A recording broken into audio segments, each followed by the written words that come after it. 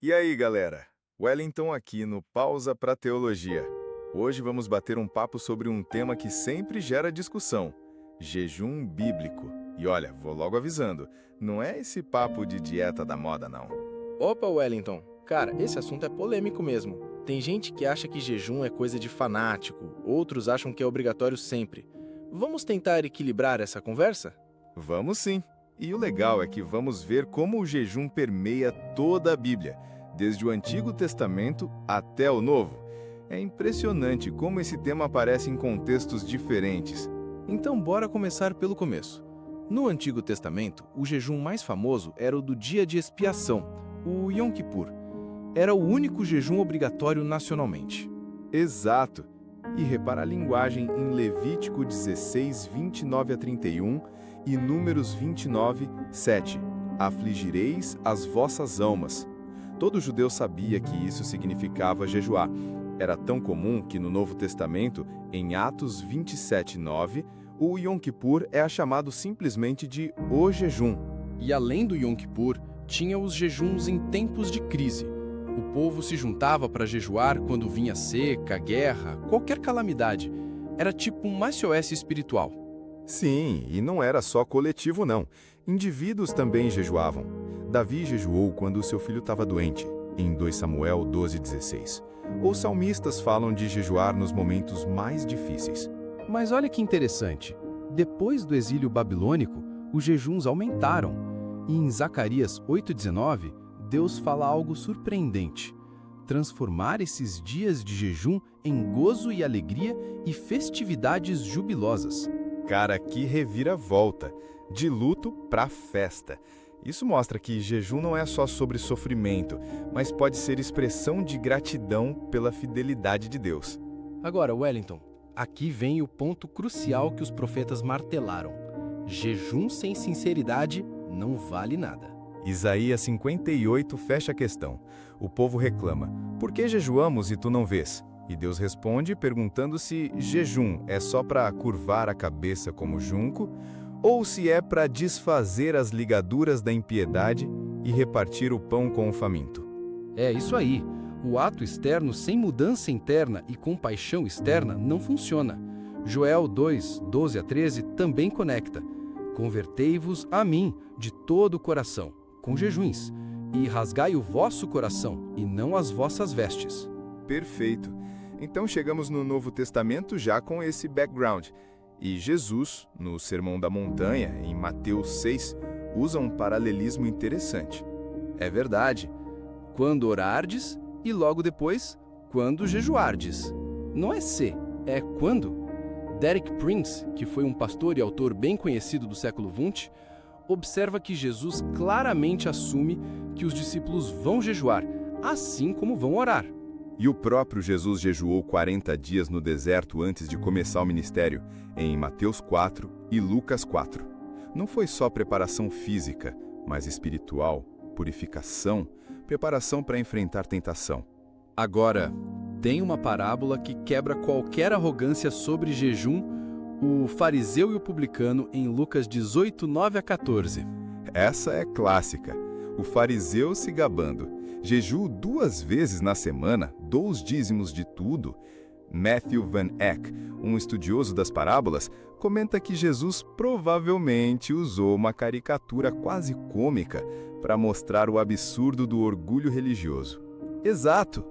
O problema não era o jejum em si, mas a atitude: autojustiça, orgulho, desprezo pelo próximo. A confiança estava na performance e não na misericórdia de Deus. E os apóstolos? Paulo fala de jejuns muitas vezes, em 2 Coríntios 11, 27, distinguindo de fomes e sedes, que seriam privações involuntárias. E a igreja primitiva jejuava corporativamente. Atos 13, 2 e 3 mostra os líderes de Antioquia servindo ao Senhor e jejuando, quando o Espírito Santo direcionou a primeira viagem missionária de Paulo. E jejuaram de novo antes de enviar Paulo e Barnabé. E depois, em Atos 14, 23, jejuando e orando quando constituíram presbíteros. Decisões importantes eram tomadas com jejum e oração. Cara, isso me faz pensar. Será que não estamos perdendo algo importante hoje em dia? Pois é, mas vamos ao que realmente importa. Qual o propósito teológico profundo do jejum? No coração da questão, jejum é sobre relacionamento com Deus. É uma disciplina espiritual que visa restaurar, aprofundar nossa conexão com Ele. E tem uma ligação forte com humilhação diante de Deus. O Yom Kippur falava em afligir as almas, que é humilhar as almas. Esdras 8:21 é outro exemplo, jejum para nos humilharmos diante do nosso Deus. E por que humildade é tão importante? 1 Pedro 5,6 diz: Deus resiste aos soberbos, mas dá graça aos humildes. Salmos 138:6 diz: O Senhor conhece de longe o soberbo. Então, humildade não é só virtude bonita, é essencial para receber de Deus. E o jejum é ferramenta prática para cultivar isso. É como decidir quem manda, você ou os seus apetites. E olha os exemplos bíblicos.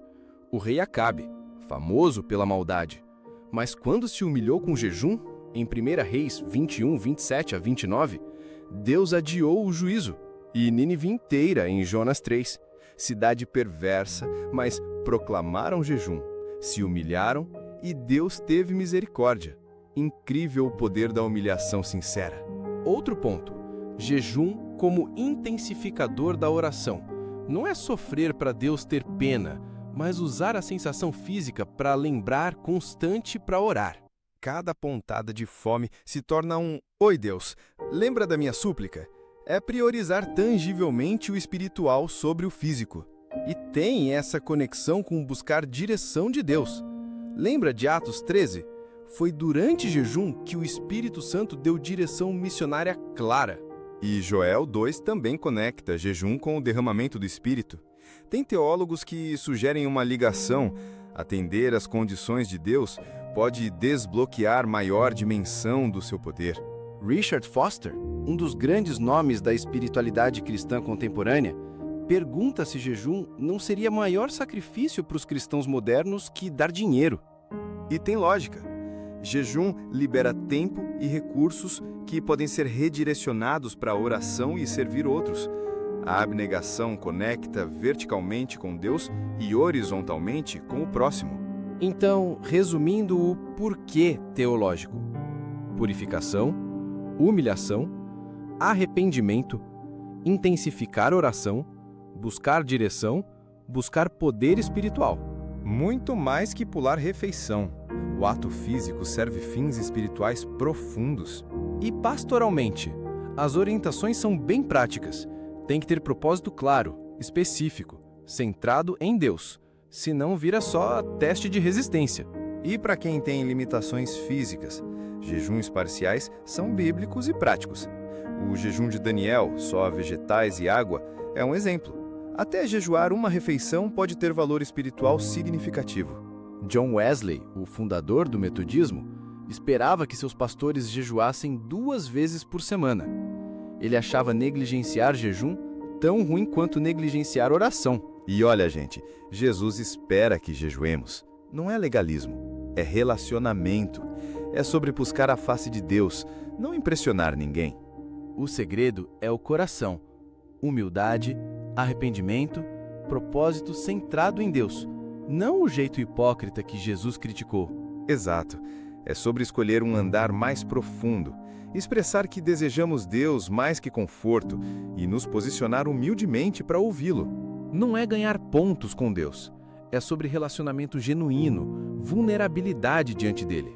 E aí, pessoal, que tal considerarmos seriamente redescobrir essa prática antiga? Não por obrigação, mas por amor a Deus e desejo de crescer espiritualmente. Lembrando sempre, Deus vê o coração, não a performance. A sinceridade vale mais que a intensidade. Perfeito. Galera, espero que essa conversa tenha sido útil. Deixem aí nos comentários o que vocês pensam sobre jejum bíblico. Até a próxima no Pausa para Teologia. Valeu, Wellington. E lembrem-se, teologia não é só teoria, é vida prática com Deus. Isso aí. Fiquem com Deus, pessoal.